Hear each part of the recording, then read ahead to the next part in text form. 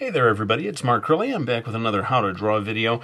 People for years have been requesting a video about foreshortening, which is kind of like when someone's stretching their arm out toward you, various things like that. And so that's what we're going to be doing today.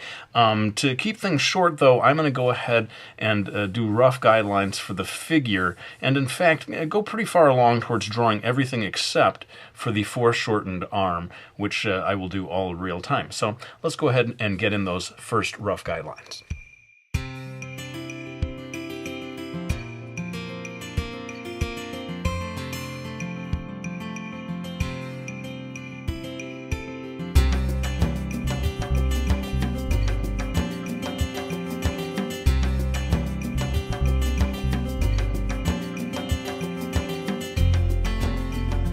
All right, so we've got the basic guidelines in place, and if you want more details on this particular pose, go ahead and request that in the comment section. Maybe I can do a separate video that goes through more of that stuff in real time. But for now, let's go ahead and get into drawing this foreshortened arm. The first thing I want to do is get some guidelines in place for where the hand is going to be. This hand is really coming right out, sort of like she's reaching out toward the viewer and saying, here, take me by the hand.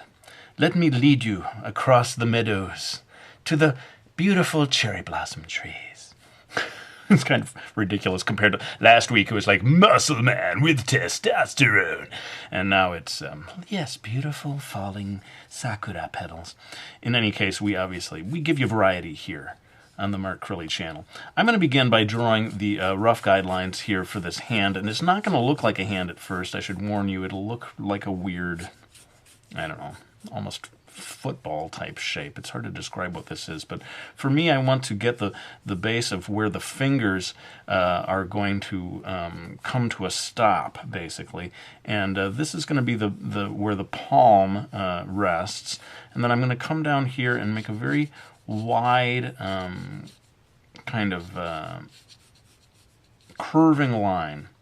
Curves down like this, and then curves across. It almost actually, instead of a football, I should say it almost looks like a giant eye in a certain way. It looks like a giant eye shape. Maybe that'll help you remember it better.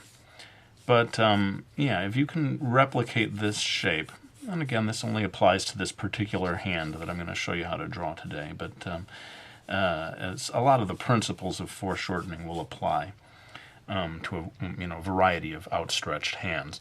But let's go ahead and make a little more sense of this actual hand shape. And to do that, let's go ahead and get the rest of the arm in before we go any further. So this is her shoulder, right? And I'm having these lines come down at kind of parallel to one another. And as we get down here, this is when the lines will actually start to come out and make the arm appear wider in the forearm section, which is, of course, the opposite of reality. But because the arm is coming towards us, it actually looks as if it's getting bigger, to suggest that it's coming closer. And so I get this line down here, maybe have this come out a little bit more. Now we're going to go ahead and get a second line in here, and this, believe it or not, is going to be the base of the fingers. Actually, if you've started to look at this as an eye, it's kind of spooky because this line also starts to look like the iris of like an evil bad guy eye. I hadn't even thought of that. It's like the perfect mnemonic device. Does everyone else see it? It's sort of like this is an eye, and then this is the evil, angry bad guy eye. But we are now going to perform the minor miracle of trying to transform this into a hand. Let's go ahead and start with the thumb. Okay, so I'm going to come over here, and we are going to, I noticed that when artists draw the thumb, they often want to give quite a lot of definition to the main, what do you call that, the last digit of the thumb.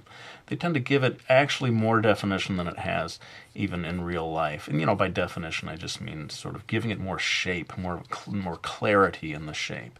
So getting that in there, then we move on to drawing the sort of base of the thumb, or I don't know if that would be the first digit of the thumb.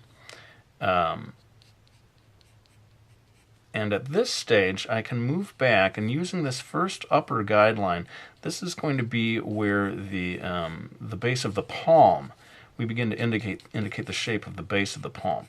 So kind of an unusual shape that's going on here. It's coming, there's a big lump right here, which is sort of that big thick base of the thumb part of the palm. And then coming down here, it gets a little less pronounced, and it's going to be a little more obscured by the rest of the hand. Now, a lot of times artists will take this section of the hand and sort of define that, use that as a way of defining the shape. Now, this becomes quite tricky because this hand is really stretching out toward us. We're not seeing the whole palm.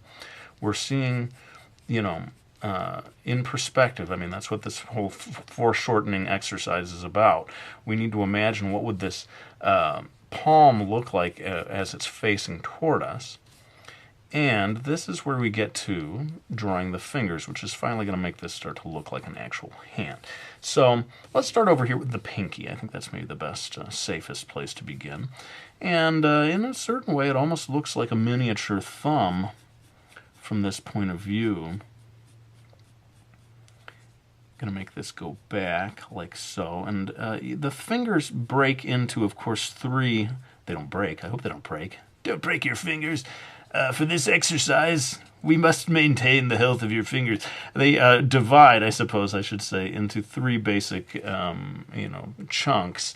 But I find when I'm drawing sometimes that I don't want to get too distracted by indicating each and every line of the finger. And so what I do, and it's kind of a cheat, but I will just do the outer digit, give that some definition, and then almost pretend like those other two are a single digit, especially from this point of view. And now we're getting down. I mean, that was the pinky, this was this other finger. Now these fingers are going to have to get considerably larger as they reach, ever closer to you. I mean, we're trying to do almost like one of these 3D movie fingers pointing at you effects. And so that's why we start to exaggerate, maybe give ourselves a little artistic license here as this finger really begins to point almost directly toward us. And again, see how I do my trick anyway, is to kind of fake it as two parts rather than trying to do each and every division of the finger. And finally, this last one is going to be coming more or less straight toward us to create this illusion of depth of the hand, reaching out, inviting us to prance across the meadow in the falling cherry blossom petals. If you ever have the chance to view the cherry blossoms during that season when they're in bloom, they really are quite beautiful. I'm making a big joke out of it, but seriously, people, they're very beautiful. We shouldn't be mocking the cherry blossom trees. In any case, I think we're kind of getting to the point where we're done with this. And notice how this first line that we had made that was sort of like the iris, this becomes the outer edge of the, sort of lower edge of the palm. And I'm going to go in here and erase away some of those guidelines. It doesn't matter how many videos I do, everyone says, "This is the first time I've ever seen you erase."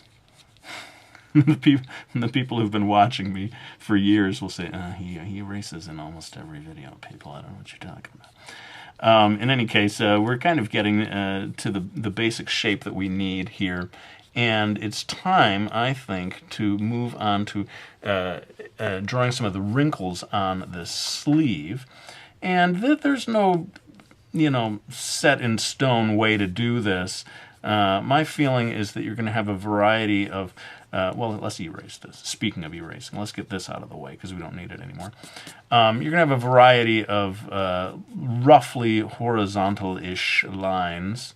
I always find that you get wrinkles near the cuff and wrinkles near the elbow region. And the other areas are comparatively wrinkle-free.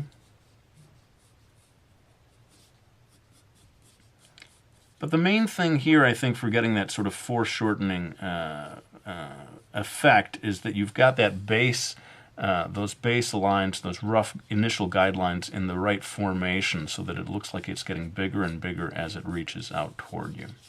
And then just, maybe for those of you who are sticklers for detail, I'll go ahead and indicate the final digits of the fingers there. But I do think that the very end digits, is that right? Digits? Are these called?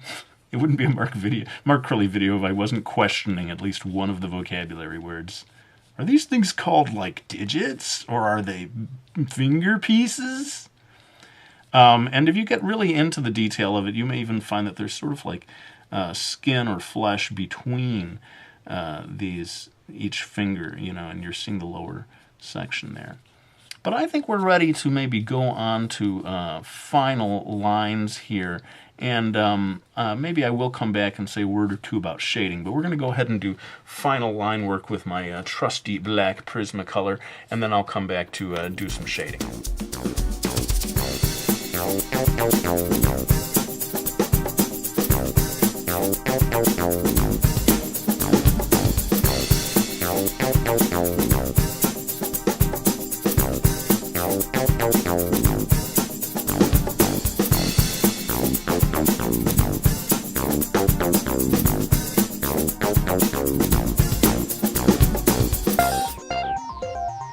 Alright, so we've got most of the final line work done, and what I'm doing right now, again with my black Prismacolor, is thickening these lines around the fingers. That's sort of a classic technique of making objects appear closer, and this goes way beyond just manga into all kinds of art forms. You'll see people using a thick border as a sort of a visual trick to get the viewer to see this stuff as being closer, and then of course letting things that are farther away have a thinner line, sometimes almost a muted line.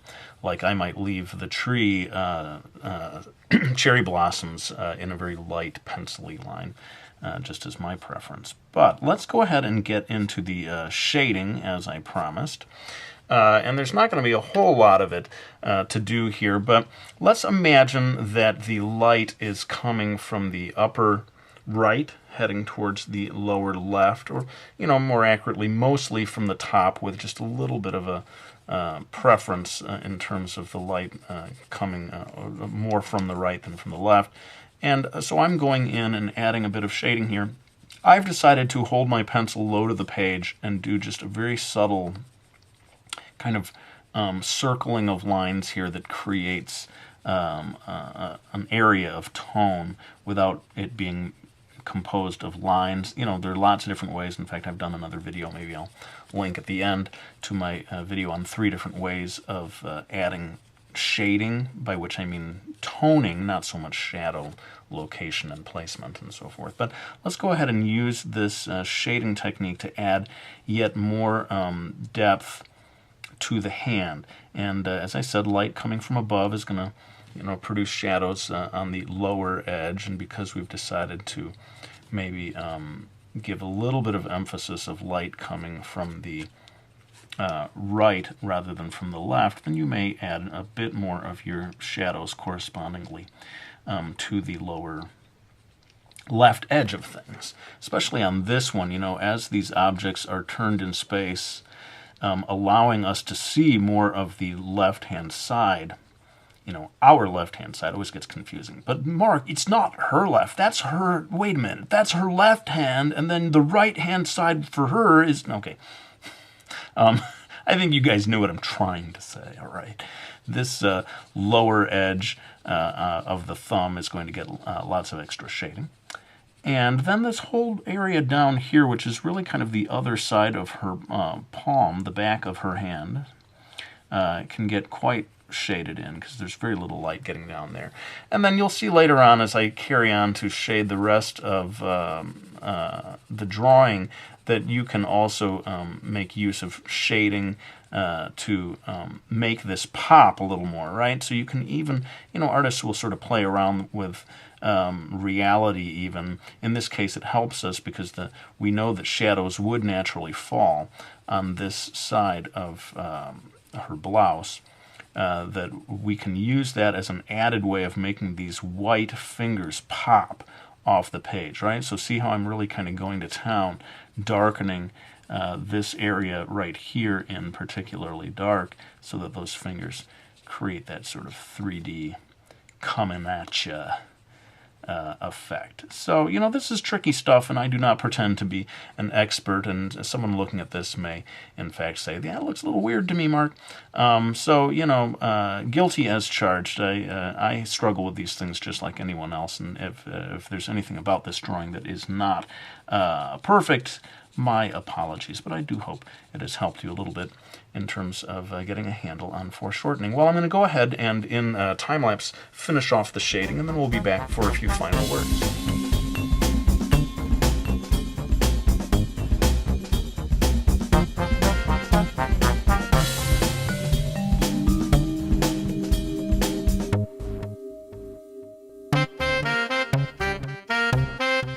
Alright, well, I'm pretty much done with this illustration, although I noticed a mistake just now that the highlights on the eyes really ought to be on the other side because the light is coming from over here. But hey, we all make mistakes. Forgive me, people. Please, forgive me. And of course, I'm not truly done with this illustration until the compulsion sets in. Must draw blushies. I can't get away now with drawing any character without blushies. They always want to see them there. And of course they symbolize embarrassment or shyness. I don't know why she's so shy and embarrassed. Maybe it's, I know, it's because it's the first time that she has ever gone prancing across the cherry blossom fields with a complete stranger that she met by reaching her hand out of a YouTube video. I think it's time to wind this one down. I want to go ahead and thank all of you who have supported me by getting my graphic novel series. We got Brody's Ghost, that's book 3, just out. Miki Falls, all 4 of them have been out for a while. And finally, Mastering Manga, my How to Draw book out there. Thank you so much for your support, for getting the books, for subscribing, for commenting. I really do greatly appreciate all of your support. I'm going to go ahead and lay down this pencil, though. I want to thank you all for watching this video. I hope you found it useful, and I'll be back with another one real soon.